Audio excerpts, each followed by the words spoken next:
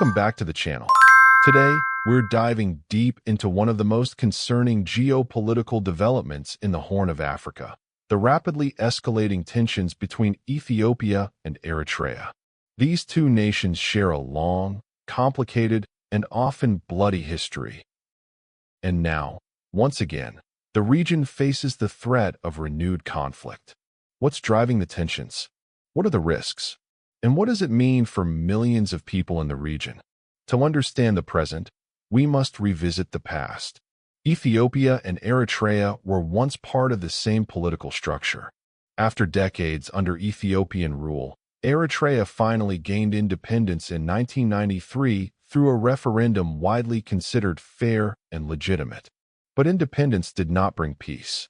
Instead, unresolved border issues, especially the question of who controlled the town of Badme, resulted in a devastating war from 1998 to 2000. That conflict killed an estimated 70,000 to 100,000 people. Families were separated, economies were shattered, and deep mistrust took root on both sides. In 2018, the world witnessed a surprising and hopeful moment. Ethiopia's new Prime Minister, Abiy Ahmed, announced a willingness to fully accept the border ruling that Ethiopia had previously resisted. This opened the door for an historic peace agreement with Eritrea. The two leaders exchanged visits. Borders briefly reopened. Families reunited. Abiy Ahmed was awarded the Nobel Peace Prize in 2019 for his efforts. But beneath the surface, many issues remained unresolved. The peace deal lacked transparent implementation, and Eritrea's government remained deeply suspicious of internal Ethiopian political dynamics. The turning point came in 2020, when Ethiopia entered a massive internal conflict known as the Tigray War. Eritrea, long an enemy of the Tigray People's Liberation Front, TPLF, joined the conflict on Ethiopia's side. For 2 years, the region witnessed some of the most horrific violence seen in the Horn of Africa in decades. When the war ended in 2022 with the Pretoria Agreement, Eritrea was not included in the peace process. This was a major red flag. Eritrean forces withdrew slowly and on Eritrea's own terms. Eritrea felt sidelined and exposed. Ethiopia felt pressured by international partners. The unity forged during wartime quickly began to fracture. By late 2024 and into 2025, public messaging from both governments became more aggressive. Ethiopia, recovering from internal conflicts and economic crises, made renewed calls for guaranteed access to the Red Sea. Prime Minister Abiy even hinted that a nation of more than 120 million people cannot live without sea access forever. This statement alarmed Eritrea. The idea that Ethiopia might pursue port access through force or territorial negotiation was seen as a direct threat to Eritrean sovereignty. Then, by early 2026, Ethiopia formally accused Eritrea of positioning troops inside Ethiopian territory, supporting armed groups within Ethiopia, destabilizing the Horn of Africa. Eritrea rejected all allegations, calling them fabricated, hostile, and provocative.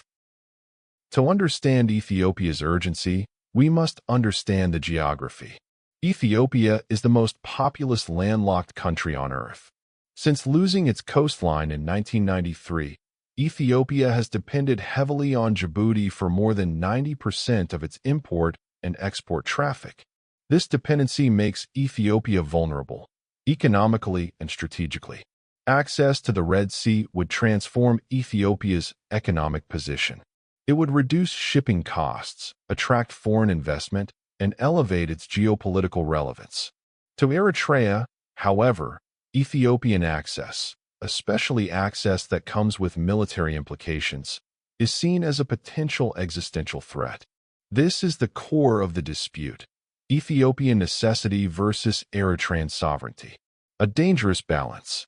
A renewed Ethiopia-Eritrea conflict would not remain isolated. Sudan, already unstable, lies directly to the west. Ethiopia's internal regions, Amhara, Oromia, Tigray, Somali still face unrest. Egypt and Gulf states have strategic interests in the Red Sea. A military clash could disrupt global shipping lanes, oil transport, and international trade. Humanitarian agencies warn that millions could be displaced in a worst-case scenario. Diplomats fear that the Horn of Africa, one of the world's most fragile regions, could be plunged into chaos. Despite rising tensions, war is not inevitable. Both countries face economic crises. Both rely on regional stability. Mediation efforts from the African Union, IGAD, and neutral countries could help de-escalate the situation. What's urgently needed is 1. Clear communication over troop positions. 2. Transparent border monitoring. 3.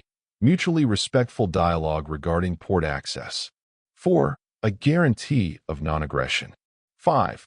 Trust-building measures between Addis Ababa and Asmara. Without these steps, mistrust and miscalculation could push the two nations toward confrontation. The relationship between Ethiopia and Eritrea has always been shaped by history, identity, geography, and national ambitions. Today, both nations face a crossroads.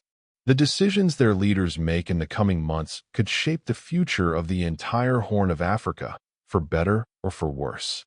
Millions of lives depend on peace. Let's hope the region chooses dialogue over destruction. This has been Africa Insight, telling Africa's story with depth and truth.